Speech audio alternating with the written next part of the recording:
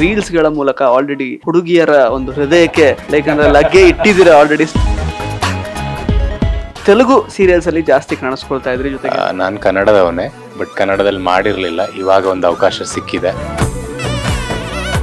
ದಕ್ಷಿಣ ಕನ್ನಡದ ಸುಳ್ಯದ ಹುಡುಗ, ನೀವು ಸ್ವಲ್ಪ ಹಿನ್ನೆಲೆ ಬಗ್ಗೆ ಎಲ್ಲ ಹೇಳೋದಾದ್ರೆ. ದಕ್ಷಿಣ ಕನ್ನಡದ ಸುಳ್ಯದ ಹುಡುಗ, ಸೊ ಆ ಕಡೆಯಿಂದನೂ ಸಪೋರ್ಟ್ ಬರಬೇಕು.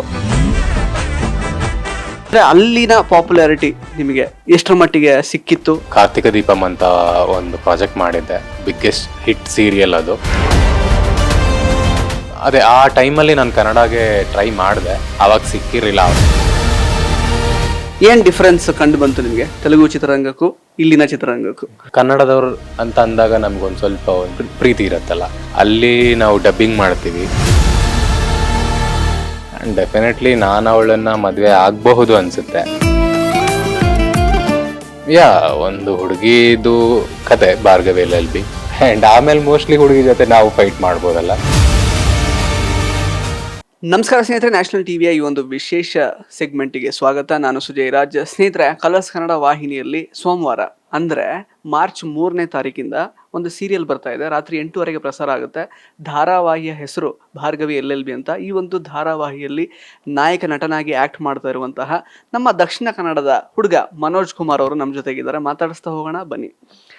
ಸರ್ ನಮಸ್ತೆ, ಕಂಗ್ರ್ಯಾಚುಲೇಷನ್ಸ್ ಫಸ್ಟ್ಲಿ. ಸೊ ಪ್ರೋಮೋ ಸಾಕಷ್ಟು ಒಳ್ಳೆ ರೀತಿಯಲ್ಲಿ ಪ್ರತಿಕ್ರಿಯೆಯನ್ನು ಪಡ್ಕೊಳ್ತಾ ಇದೆ.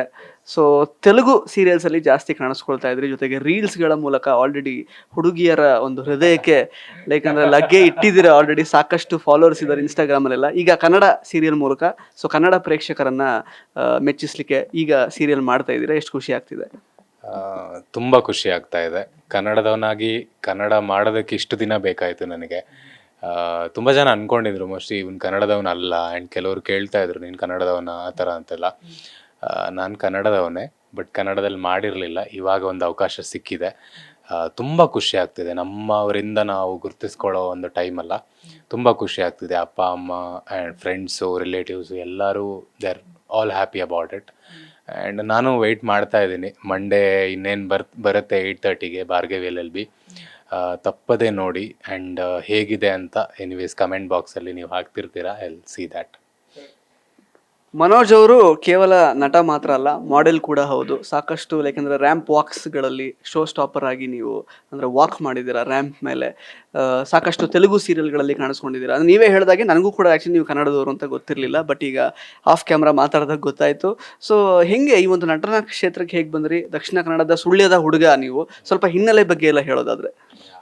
ದಕ್ಷಿಣ ಕನ್ನಡದ ಸುಳ್ಯದ ಹುಡುಗ, ಸೊ ಆ ಕಡೆಯಿಂದನೂ ಸಪೋರ್ಟ್ ಬರಬೇಕು.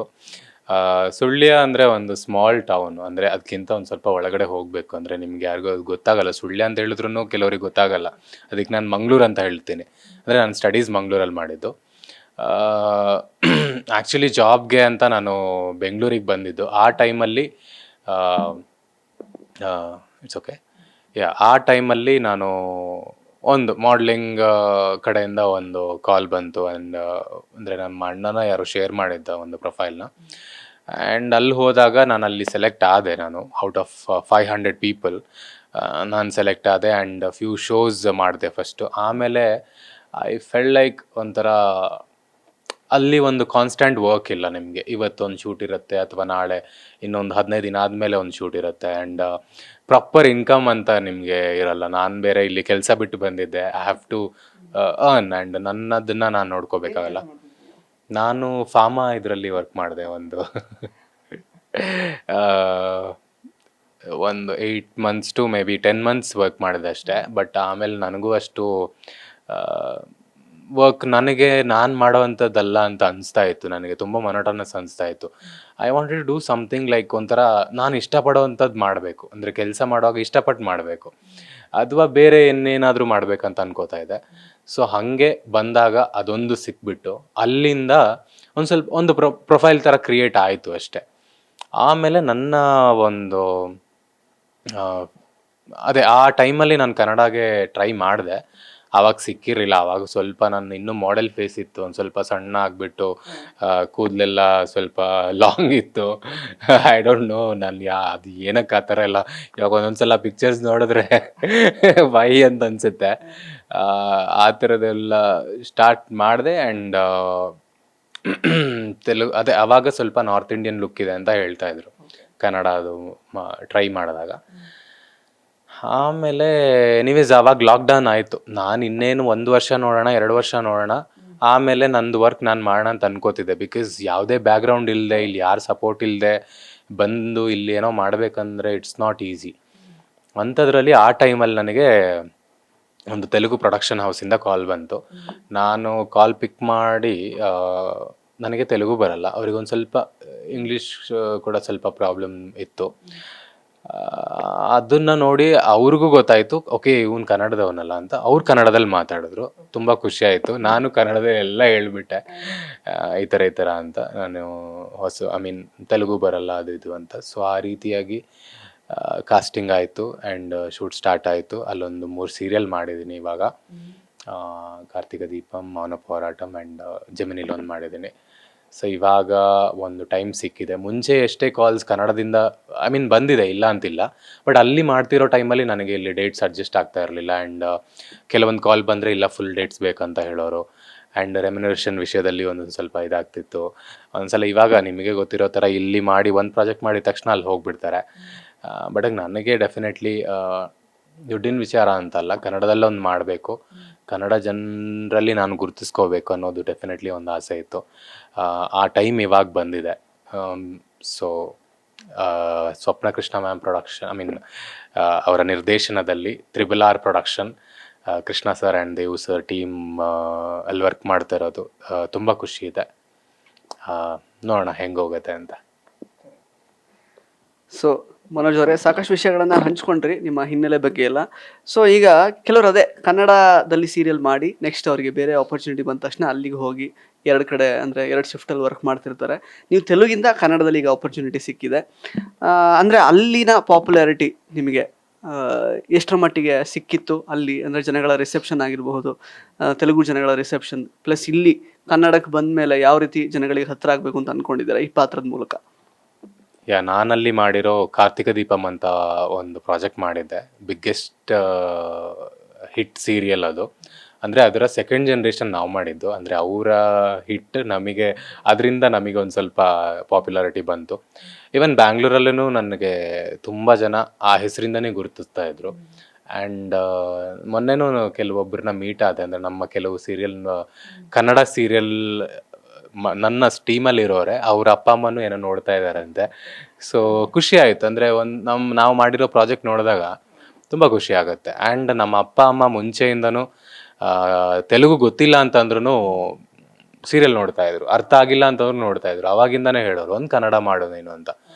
ನನಗೆ ಆವಾಗ ಟೈಮೂ ಆಗ್ತಿರಲಿಲ್ಲ. ಆ್ಯಂಡ್ ಅದರ ಪ್ರಾಬ್ಲಮ್ಸ್, ಅಂದರೆ ಅಲ್ಲಿದ್ದು ಇಲ್ಲಿದ್ದು ಡೇಟ್ಸು ಅದು ಇದು ಅಂತ. ಆ್ಯಂಡ್ ನನಗೂ ಒಂದು ಮಾಡಬೇಕಂತ ಇತ್ತು. ಆ್ಯಂಡ್ ಇವಾಗ ಎಲ್ಲರೂ ಮೆಸೇಜ್ ಮಾಡ್ತಾ ಇದ್ದಾರೆ, ಒಳ್ಳೆ ರೆಸ್ಪಾನ್ಸ್ ಬರ್ತಾ ಇದೆ ನನಗೆ. ಹಳೆ ಫ್ರೆಂಡ್ಸ್ ಎಲ್ಲ ಕಾಲ್ ಮಾಡ್ತಾ ಇದ್ದಾರೆ, ಮೆಸೇಜ್ ಮಾಡ್ತಾ ಇದ್ದಾರೆ, ನೀನು ನೋಡಿದೆ ನಾನು ಟಿ ವಿಲಿ ಅಂತ. ಸೊ ಅದು ತುಂಬ ಖುಷಿ ಆಗ್ತಿದೆ. ಯಾಕಂದರೆ ಅಲ್ಲಿ ನಾವು ಹೊರಗಡೆ ಹೋದಾಗ ಮಾತ್ರ ನಮ್ಮನ್ನು ರೆಕಗ್ನೈಸ್ ಮಾಡ್ತಾರೆ. ನಾವಲ್ಲಿ ಜಾಸ್ತಿ ಅಂದರೆ ಶೂಟ್ಗೆ ಹೋಗೋದು, ರೂಮಿಗೆ ಬಾ, ರೆಸ್ಟ್ ಮಾಡು ಅಷ್ಟೇ ಇತ್ತು. ಆ್ಯಂಡ್ ಬೆಂಗಳೂರಿಗೆ ಬರ್ತಾಯಿದ್ವಿ. ಬೆಂಗಳೂರಲ್ಲಿ ಬಂದು ಆರಾಮಾಗಿ ಎಲ್ಲಿ ಹೋದ್ರೂ ಜನ ಯಾರು ಅಷ್ಟು ಗೊತ್ತಿಲ್ಲ ಅವರಿಗೆ ಅಲ್ವಾ. ಸೊ ಇಲ್ಲಿ ಆರಾಮಾಗಿರ್ತಿದ್ವಿ. ಸೊ ಇಲ್ಲಿ ಜನ ನೋಡಿ ರೆಕಗ್ನೈಸ್ ಮಾಡ್ತಾರೋ ಅಥವಾ ಹೆಂಗೆ ಅಕ್ಸೆಪ್ಟ್ ಮಾಡ್ತಾರೆ ಅರ್ಜುನ್ ಕ್ಯಾರೆಕ್ಟರ್ನ ಅಂತ I am eagerly waiting. So Arjun ಅವರ ತಂದೆಗೆ ಅವ್ರ ಥರನೇ ಲಾಯರ್ ಆಗಬೇಕು ಅಂತ ಇಷ್ಟ, ಬಟ್ ನಿಮಗೆ ನಿಮ್ಮದೇ ಆದಂತಹ ಇಂಡಿಪೆಂಡೆಂಟ್ ಐಡೆಂಟಿಟಿ ಕಂಡುಕೊಳ್ಬೇಕು ಅಂತ ಇಷ್ಟ. ಜೊತೆಗೆ ಹೀರೋಯಿನ್ಗೆ ಅವರ ಅಪ್ಪನ ಥರನೇ ಲೈಕ್ ಲಾಯರ್ ಆಗಬೇಕು ಅಂತ ಇಷ್ಟ. ಸೊ ಒಟ್ಟಿನಲ್ಲಿ ಒಂಥರ ಅಡ್ವೊಕೇಟ್ ಕುಟುಂಬ ಇದು ಈ ಸೀರಿಯಲಲ್ಲಿ ಪೂರ್ತಿ. ಸೊ ನೀವು ಯಾರ ಜೊತೆಗೆಲ್ಲ ಆ್ಯಕ್ಟ್ ಮಾಡಿದ್ರಿ ಇಲ್ಲಿ, ಮತ್ತು ಹೀರೋಯಿನ್ ಅವ್ರ ಜೊತೆ ರಾಧಾ ಭಾಗವತಿ ಅವ್ರ ಜೊತೆಗೆ ಆ್ಯಕ್ಟ್ ಮಾಡ್ತಿರೋ ಅನುಭವ, ಅದ್ರ ಬಗ್ಗೆ ಎಲ್ಲ ಹಂಚ್ಕೊಳ್ಳೋದಾದ್ರೆ? ನನಗೆ ಆ್ಯಕ್ಚುಲಿ ಫಸ್ಟ್ ಒಂದು ಐ ವಾಸ್ ಲಿಟಲ್ ಕಾನ್ಷಿಯಸ್. ಅಂದರೆ ನನ್ನ ವಾಯ್ಸಲ್ಲಿ ಕನ್ನಡ ಡೈಲಾಗ್ ಹೆಂಗೆ ಬರುತ್ತೆ ಅನ್ನೋದು ಒಂದು ಸ್ವಲ್ಪ ನನಗೆ ಇರುತ್ತೆ. ಯಾಕಂದರೆ ಅಲ್ಲಿ ನಮಗೆ ಬೇರೆ ವಾಯ್ಸ್ ಇರುತ್ತಲ್ಲ, ಇಲ್ಲಿ ನಮ್ಮದೇ ವಾಯ್ಸಲ್ಲಿ ಬರುತ್ತೆ. ಆ್ಯಂಡ್ ಆ ವಿಷಯದಲ್ಲಿ ನನಗೆ ಕೆಲವೊಂದು ಡೈಲಾಗ್ಸ್ ಇದರಲ್ಲಿ ಮೇನ್ಲಿ ಮ್ಯಾಮ್, ಸ್ವಪ್ನ ಮ್ಯಾಮ್ ತುಂಬ ನನಗೆ, ಅಂದರೆ ಎಲ್ಲರಿಗೂ ಅಲ್ಲಿರೋ ದೊಡ್ಡ ಆರ್ಟಿಸ್ಟ್ ಆಗಿರ್ಬೋದು, ಚಿಕ್ಕ ಆರ್ಟಿಸ್ಟ್ ಆಗಿರ್ಬೋದು, ಎಲ್ರಿಗೂ ಅವರು ಅದನ್ನು ಹೇಳ್ಕೊಡ್ತಾರೆ, ಇದು ಹಿಂಗೆ ಬರಬೇಕು ಅಂತ. ಅಂದರೆ ಪ್ರಿಸೈಸ್ಲಿ ಏನು ಬೇಕು ಅವರಿಗೆ ಅದನ್ನು ಮಾಡಿದ್ರೆ ಸಾಕು ಅವರು. ಅಂದರೆ ತುಂಬ ಓವರ್ ಎಕ್ಸ್ಪ್ರೆಷನ್ ಕೂಡ ಬೇಡ, ಸಟಲ್ ಆಗಿ ಅವ್ರಿಗೇನು ಬೇಕು ಅದನ್ನು ಸಿಕ್ಕಿದ್ರೆ ಟೇಕ್ ಓಕೆ. ಆ್ಯಂಡ್ ಅದು ಒಂದು ನನಗೆ ಪ್ಲಸ್ ಪಾಯಿಂಟ್ ಇವರ ಪ್ರೊಡಕ್ಷನಲ್ಲಿ ಆ್ಯಂಡ್ ಇವರ ಡಿರೆಕ್ಷನಲ್ಲಿ ವರ್ಕ್ ಮಾಡೋದು. ಆ್ಯಂಡ್ ರಾಧಾ ಅವರು ಅಷ್ಟೇ, ಅವರು ಐ ಮೀನ್ ತುಂಬ ಕನ್ನಡ ಆ್ಯಕ್ಸೆಂಟ್ ಆ್ಯಂಡ್ ಕನ್ನಡ ಇದು ತುಂಬ ಚೆನ್ನಾಗಿದೆ. ನಾನಂದರೆ ಕೆಲವೊಂದು ಇಂಟರ್ವ್ಯೂ ಅಂತ ಬಂದಾಗ ಅಥವಾ ಏನೋ ವಾಯ್ಸ್ ಓವರ್ ಅಂತ ಬಂದಾಗ ಅವ್ರ ಹೆಲ್ಪ್ ತಗೊಂಡೆ ನಾನು ಆ್ಯಕ್ಚುಲಿ, ಅದೊಂದು. ಆ್ಯಂಡ್ ಕೀರ್ತಿ ಸರ್ ಇದ್ದಾರೆ, ನನ್ನ ಅಪ್ಪನ ರೋಲ್ ಮಾಡ್ತಾ ಇರೋದು. ತುಂಬ ಒಂದು ಒಳ್ಳೆ ಕ್ಯಾರೆಕ್ಟ್ರು ಇದರಲ್ಲಿ, ಅಂದರೆ ಜಯಪ್ರಕಾಶ್ ಪಾಟೀಲ್ ಅವರನ್ನು ನೋಡಿದ್ರೇ ಹೆದರ್ಕೊಳ್ಳೋ ಅಂಥ ಒಂದು ಇದು. ಅದ್ರ ಮುಂದೆ ಈ ಚಿಕ್ಕ ಹುಡುಗಿ ಹೆಂಗೆ ಕಾಂಪೀಟ್ ಮಾಡ್ತಾಳೆ. ಆ್ಯಂಡ್ ನನಗೂ ಡೆಫಿನೆಟ್ಲಿ ಅವ್ರನ್ನ ಇಷ್ಟಪಡಲ್ಲ ಇವಾಗ, ನಾನು ಅವ್ರು ಹೇಳಿದ್ದ ರೀತಿಯಲ್ಲಿ ನಾನು ಹೋಗ್ತಾ ಇಲ್ಲ, ಪ್ರಾಕ್ಟೀಸ್ ಮಾಡ್ತಾ ಇಲ್ಲ ಅಂತ. ಸೊ ಅದು ನೋಡ್ಬೇಕು ಇವಾಗ ಇನ್ನು ಅವರಿಬ್ಬರ ಮಧ್ಯದಲ್ಲಿ ನಾನು ಸಿಕ್ಕಾಕೊಂಡು ಹೇಗೆ ಪಾರಾಗ್ತೀನಿ ಆ್ಯಂಡ್ ಹೆಂಗೆ ಕತೆ ಹೋಗುತ್ತೆ ಅಂತ. ಬಟ್ ತುಂಬ ಯುನೀಕ್ ಆ್ಯಂಡ್ ಇಂಟ್ರೆಸ್ಟಿಂಗ್ ಸ್ಟೋರಿ ಇದು.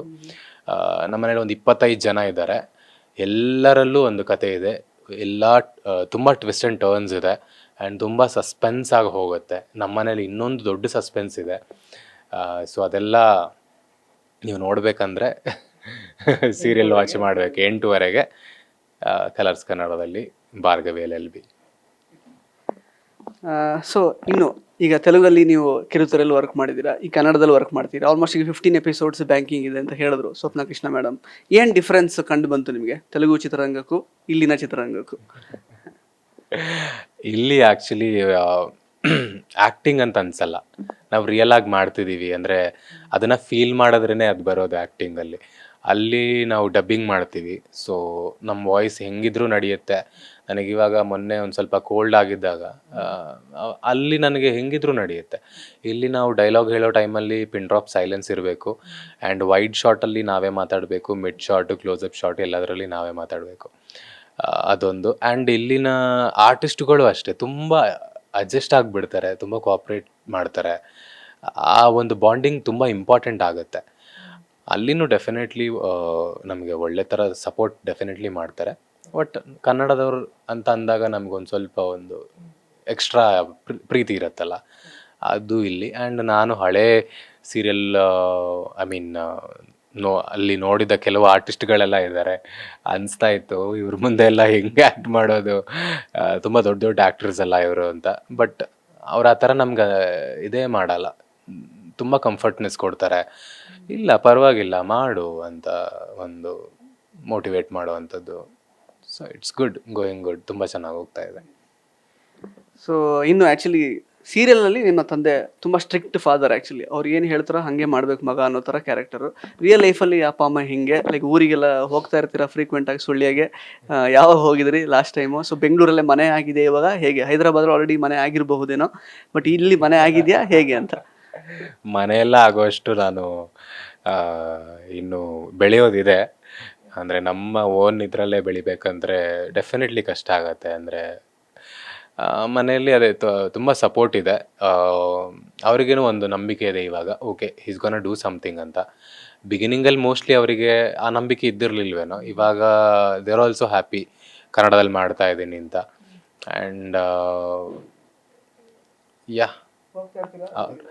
ಊರಿಗೆ ಹೋಗೋ ವಿಷಯ, ಊರಿಗೆ ನಾನು ಸ್ವಲ್ಪ ಕಮ್ಮಿನೇ, ಯಾಕಂದರೆ ನನಗೆ ಟ್ರಾವೆಲಿಂಗಲ್ಲೇ ನನಗೆ ಕಷ್ಟ ಆಗಿಬಿಡತ್ತೆ. ಅಂದರೆ ಅಲ್ಲಿ ಇಲ್ಲಿ ಅಂತ ಇವಾಗ ಸದ್ಯಕ್ಕೆ ಮ್ಯಾನೇಜ್ ಮಾಡ್ತಾ ಇದ್ದೀನಿ. ಲಾಸ್ಟ್ ಟೈಮ್ ಮೇ ಬಿ ನಮ್ಮನೇಲಿ ಸುದರ್ಶನ ಹೋಮ ಇತ್ತು ಆ್ಯಂಡ್ ಸತ್ಯನಾರಾಯಣ ಪೂಜೆ ಇತ್ತು, ಆ ಟೈಮಲ್ಲಿ ಹೋಗಿದ್ದು. ಅದಾದಮೇಲೆ ಇವಾಗ ಆಲ್ಮೋಸ್ಟ್ ಒಂದು 2 months ಆಯಿತು.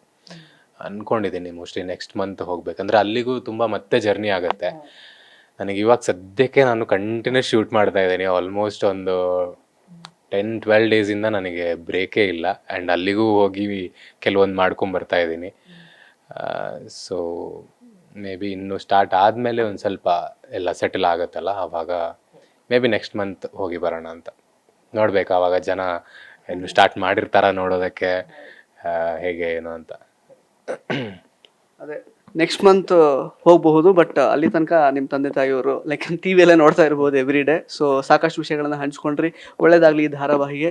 ಬೇಸಿಕಲಿ ಅಂದರೆ ಒಂದು ವಿಮೆನ್ ಅಂದರೆ ಸ್ಟ್ರಾಂಗ್ ವಿಮೆನ್ ಕ್ಯಾರೆಕ್ಟರ್ ಬೇಸ್ಡ್ ಒಂದು ಧಾರಾವಾಹಿ ಇದು. ನಿಮ್ಮ ಪಾತ್ರಕ್ಕೂ ಅಷ್ಟೇ ಪ್ರಾಮುಖ್ಯತೆ ಇರುತ್ತಾ ಹೇಗೆ ಅಂತ? ಯಾ ಡೆಫಿನೆಟ್ಲಿ ಇರುತ್ತೆ. ಯಾಕಂದರೆ ಅವರಿಬ್ಬರ ಮಧ್ಯದಲ್ಲಿ ನಾನಿರ್ತೀನಿ. ಸೊ ನಾನು ಆ ಕಡೆ ಈ ಕಡೆ ಒಂದು ಮ್ಯಾನೇಜ್ ಮಾಡೋವಂಥದ್ದು. ಆ್ಯಂಡ್ ಆ ಹುಡುಗಿಗೆ ಮೇ ಬಿ ನಾನು ಮುಂದಕ್ಕೆ ನಾನು ಲಾ ಪ್ರಾಕ್ಟೀಸ್ ಮಾಡಿದ್ರೂ ಮಾಡ್ಬೋದು. ಸೊ ಆವಾಗ ಕತೆ ಹೆಂಗೋಗುತ್ತೆ ಅಂತ ಒಂದು ಬರುತ್ತೆ. ಆ್ಯಂಡ್ ಡೆಫಿನೆಟ್ಲಿ ನಾನು ಅವಳನ್ನು ಮದುವೆ ಆಗಬಹುದು ಅನಿಸುತ್ತೆ. ಸೊ ಮದುವೆ ಆದರೆ ನಮ್ಮ ಮನೆಗೆ ಬರ್ತಾರೆ ಆ್ಯಂಡ್ ಕತೆ ಇಲ್ಲಿರುತ್ತೆ, ನಮ್ಮ ಮನೇಲಿರುತ್ತೆ. ಆ್ಯಂಡ್ ಯಾ ಒಂದು ಹುಡುಗಿದು ಕತೆ ಭಾರ್ಗವಿ LLB. ಆ್ಯಂಡ್ ಇವಾಗ ಜನರಲ್ ಆಗಿ ಅದೇ ಆ ಥರದ್ದೇ ಹೋಗುತ್ತೆ. ವುಮನ್ ಓರಿಯೆಂಟೆಡ್ ಕತೆಗಳೇ ಜಾಸ್ತಿ ಇದೆ. ಬಟ್ ನನಗೂ ಒಂದು ಒಳ್ಳೆ ಸ್ಕ್ರೀನ್ ಸ್ಪೇಸ್ ಇದೆ. ಆ್ಯಂಡ್ ನಮ್ಮ ಮನೇಲಿ ತುಂಬ ಸೀನ್ಸ್ ನನಗೆ ಆಲ್ಮೋಸ್ಟ್ ಇರುತ್ತೆ. ಸೊ ಮ್ಯಾಮ್ ಮೇಲೆ ನನಗೆ ನಂಬಿಕೆ ಇದೆ. ಆ್ಯಂಡ್ ಅವ್ರು ಹೇಗೆ ತೋರಿಸ್ತಾರೆ, ಬಿಕಾಸ್ ಇಟ್ಸ್ ಆಲ್ ಅಬೌಟ್ ನೀವು ಎಷ್ಟೇ ಹೆಂಗೆ ಇದ್ರೂ ಡೈರೆಕ್ಟ್ರ್ ನಿಮ್ಮನ್ನು ಹೆಂಗೆ ತೋರಿಸ್ತಾರೆ ಅದು ಅಲ್ಲಿ ಮ್ಯಾಟ್ರ್ ಆಗೋದು. ಸೊ ಇವಾಗ ಸದ್ಯಕ್ಕೆ ಹುಡುಗಿ ಫೈಟ್ ಮಾಡಲಿ, ನಾವು ನೋಡ್ತಾ ಇರ್ತೀವಿ. ಆ್ಯಂಡ್ ಆಮೇಲೆ ಮೋಸ್ಟ್ಲಿ ಹುಡುಗಿ ಜೊತೆ ನಾವು ಫೈಟ್ ಮಾಡ್ಬೋದಲ್ಲ. ಸೊ ಯಾ ಆ ಥರ. So thank you so much Manoj ಅವರೇ. ಸೊ ಒಳ್ಳೇದಾಗಲಿ. ಸೊ 8:00 ಮಂಡೆಯಿಂದ ನೋಡುವಂತಹ ಪ್ರೇಕ್ಷಕರಿಗೆ ನಿಮ್ಮ ಸೀರಿಯಲ್ ಬಗ್ಗೆ ಏನು ಹೇಳೋಕ್ಕೆ ಇಷ್ಟಪಡ್ತೀರಾ? ಯಾಕೆ ಈ ಸೀರಿಯಲ್ನ ಅವ್ರು ನೋಡಲೇಬೇಕು? ಯಾ ಇದು ಒಂದು ರುಟೀನ್ ಸ್ಟೋರಿ ಅಲ್ಲ. It's A unique story.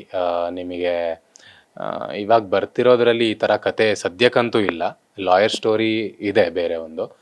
But ಇದು ಬೇರೆ ಥರದ ಒಂದು ಕತೆ. ಒಂದು ಜನಸಾಮಾನ್ಯ ಹುಡುಗಿಗೆ ಒಂದು ಮೊಲೆಸ್ಟ್ ಆದಾಗ ಆ ಹುಡುಗಿಗೆ ಪರವಾಗಿ ನಿಲ್ಲುವಂಥದ್ದು. ಆ್ಯಂಡ್ ಅದರ ಅಪೋಸಿಟ್ ನನ್ನ ಅಪ್ಪ ಬರುವಂಥದ್ದು. ಆಮೇಲೆ ನಾನು ಹೇಳಿದ್ನಲ್ಲ, ನಾವು ಇವಾಗ 5 ಜನ ಕಾಣಿಸ್ಕೊಂಡಿದ್ದೀವಿ ಅನ್ಸುತ್ತೆ ಪ್ರೋಮೋದಲ್ಲಿ. ನಮ್ಮನೇಲಿ ಟೋಟಲ್ ಆಗಿ ನಮ್ಮನೇಲಿ 16 ಜನ ಇದ್ದಾರೆ. ಸೊ ಯಾರ್ಯಾರು ಏನೇನು ಅನ್ನೋದನ್ನು ನೀವು ನೋಡಬೇಕು. ಆ್ಯಂಡ್ ಪ್ರತಿಯೊಬ್ಬರಲ್ಲೂ ಒಂದು ಸಸ್ಪೆನ್ಸ್ ಇದೆ.